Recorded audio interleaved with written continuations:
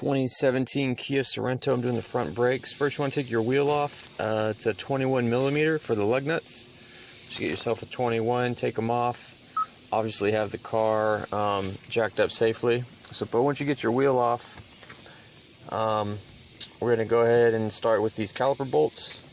They are 14 millimeter, one on the top, one on the bottom. There's the other one right here, and these will get your caliper off. So the 14 millimeter, go ahead and get them off, put them in a safe spot and save them because we will reuse them. On this job, I'm just doing the pads and resurfacing the rotors. So, alright, got those, put them in a safe spot. Now we're going to wiggle this caliper off. It should wiggle off. Sometimes they'll be stubborn and you might have to kind of use a little muscle to get them off. Support your caliper. Hang it like this with something, maybe like a bungee or just whatever you got. You don't want to stress this brake line out by letting it hang. These little clips in the pads, go ahead and get these out. If yours doesn't have them, maybe someone forgot to put them on the last brake job or something, it's not a big deal, don't panic. But try to get them with your pad kit if you can. But if not, it's not the end of the world. Go ahead and get these out right here. And these little screws in the front rotor have to come off if you're getting the rotor off to replace the rotor or resurface it on a bench lathe. The caliper comes off. It's just a 17 millimeter right here and down here, similar to the caliper bolt setup.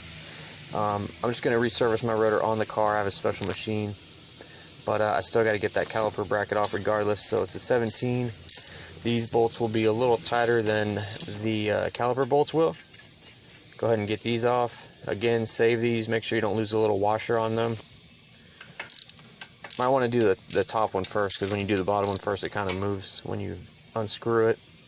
When you get the top one out or whatever, the second one out, this will come off. Don't let it drop on your foot or nothing. Again, these screws right here has got to come out. You probably won't be able to just do it with a screwdriver. Usually they're in there super tight. I have a video on how to get them out. If you have stubborn ones, go check that out. Search my videos on YouTube for rotor screws. Anyways, you'd have to get that off to replace the rotor. I'm just resurfacing. I have it on the car lathe, so I'm just going to resurface them like this. So while that's going, I'm going to check out my pads. These are from the dealer. They come with shims and sensors already mounted on, so that's really cool. If you have aftermarket, oh, here's my hardware too. So this OEM box comes with the hardware and the pads. This is the front pad.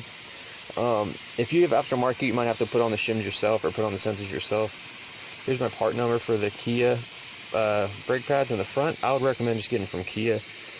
Your caliper bracket, when you have it off, we'll want to pull these pins out and make sure they could come in and out freely. The bottom one has a black grommet on it, and you could put some lube on, just a little tiny bit of lube on these and slide them back in. Don't do a lot because it'll come out or the pin won't go all the way back in.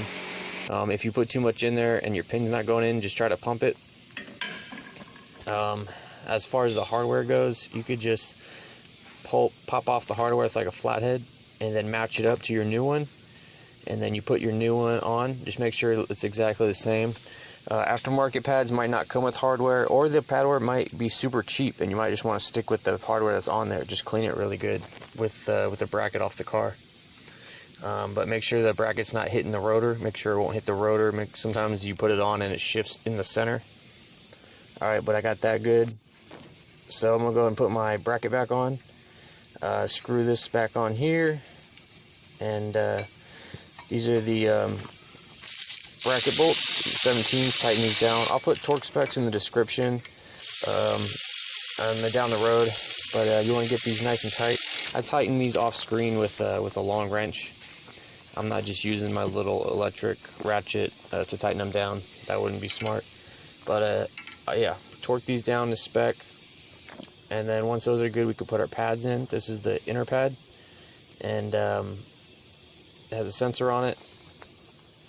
Go ahead and put this in here. It should slide in. Sometimes if the hardware is falling off or something, it might give you a little issue, but you should get it in.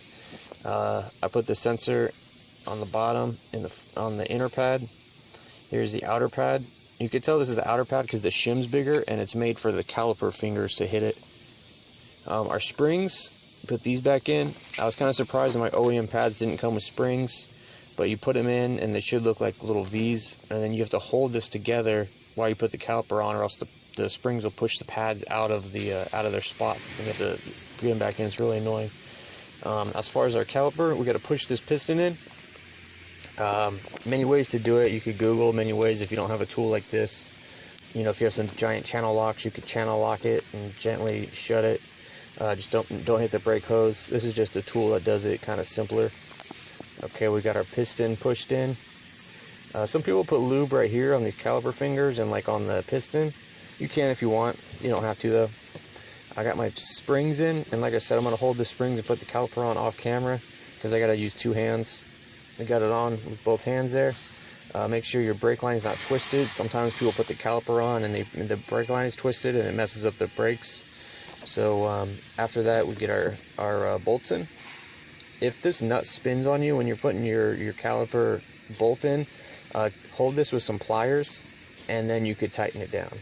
A lot of times it won't spin, it'll be just fine, but sometimes they'll spin on you and won't let you tighten that caliper bolt down. So make sure the caliper bolt gets good. We got these. Again, I'll put torque specs in the description. Get these tight and how they're supposed to be. And that's it, guys. That's all I got for you. So hopefully this video helped you out. Thanks for watching.